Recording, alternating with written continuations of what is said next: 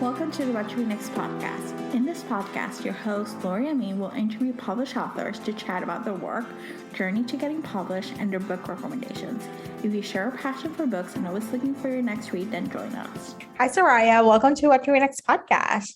Hey, Laura. Thanks so much for having me. I'm excited to be here. So excited to have you here. So tell us a little bit about yourself. Oh, gosh. My name is Sariah Wilson. I write sweet romantic comedies. I'm the mother of four.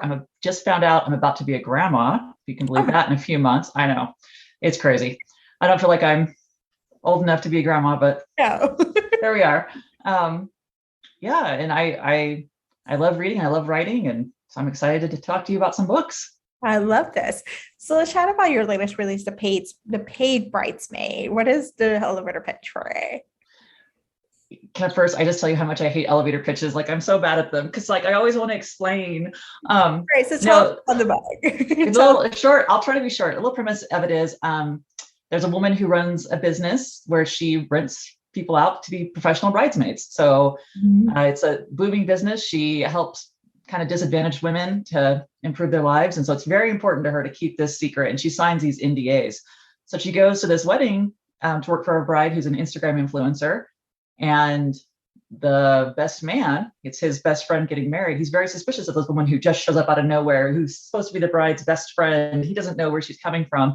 And he's dealing with his company going public. So he assumes that she's a corporate spy. So she's trying to keep him at arm's length so he doesn't uncover the secret. He's trying to find out what she's up to. And hijinks ensue, and so does romance. I love this. And so I know this Paid Bridesmaid is like a booming business, and isn't that strange? It's so really weird. It's really strange because I talked to somebody else about Paid Bridesmaid. I'm like, this is like a random business. I didn't think it was possible, but it is.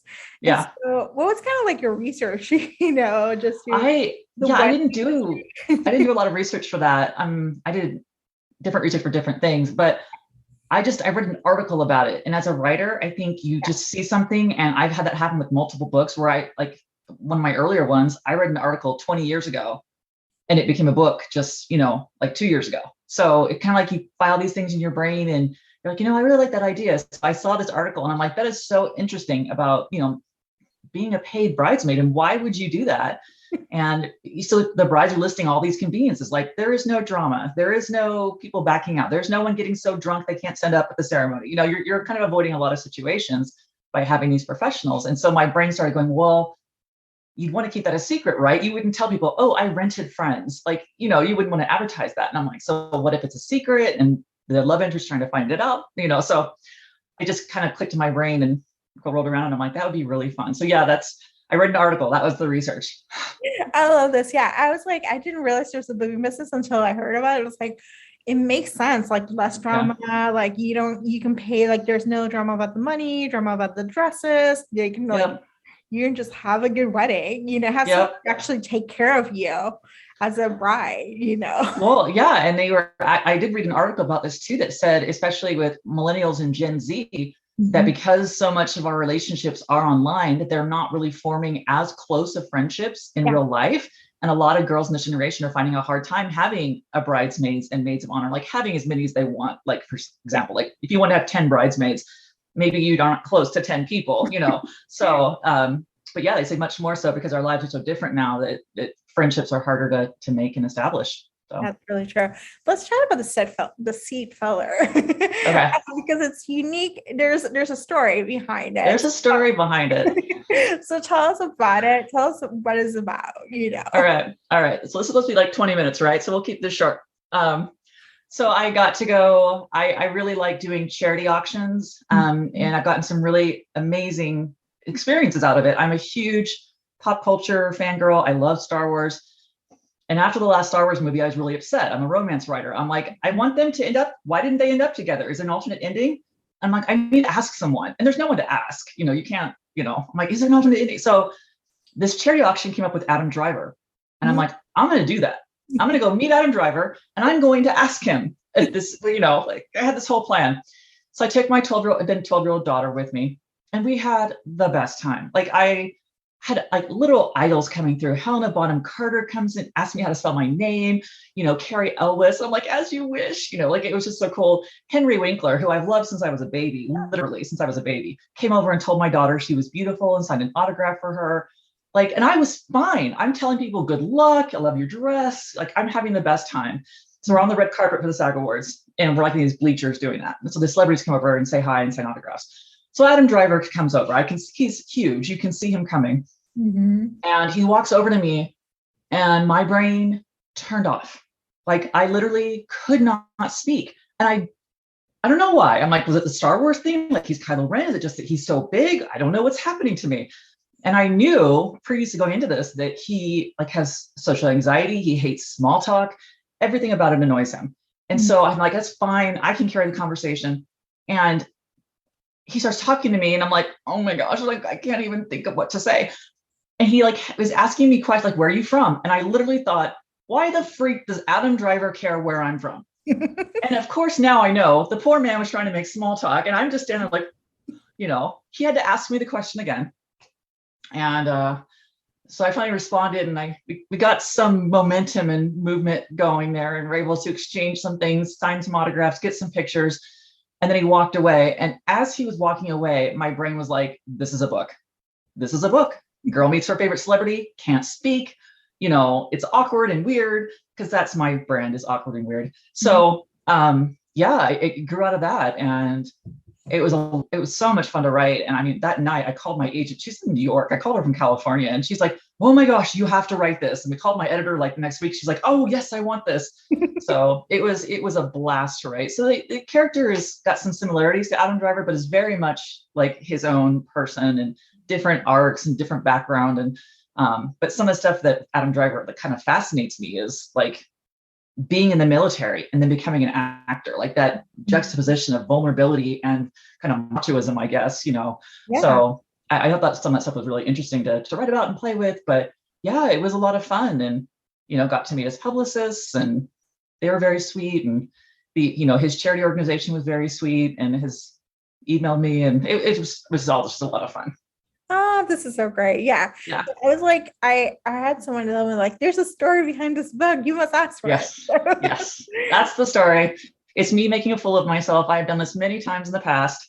It's a long string of meeting celebrities and making an idiot out of myself. It's happened many times. So it's so good. So what has sparked joy over the past couple of years? And hasn't been that fun. So yeah. And my family has actually kind of had a really recent dark time. And for me, what sparked joy, and this is probably just so cliched or whatever, but I had to do all this driving, going back and forth between the hospital and home. Mm-hmm. And I started listening to an audio version of Pride and Prejudice. And it's the one that Rosamund Pike, who plays Jane Bennett in the last version. She's the narrator.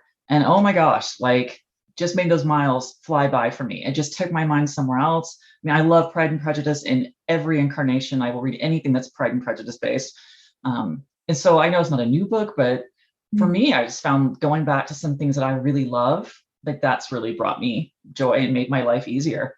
Yeah, I think like you're not the only one who have found like joy in Pride and Prejudice, like in all the incarnations in different ways. Just it's like comforting, like the story, and it's like a comfort, like a comforting blanket that you just like snuggle in, Yeah.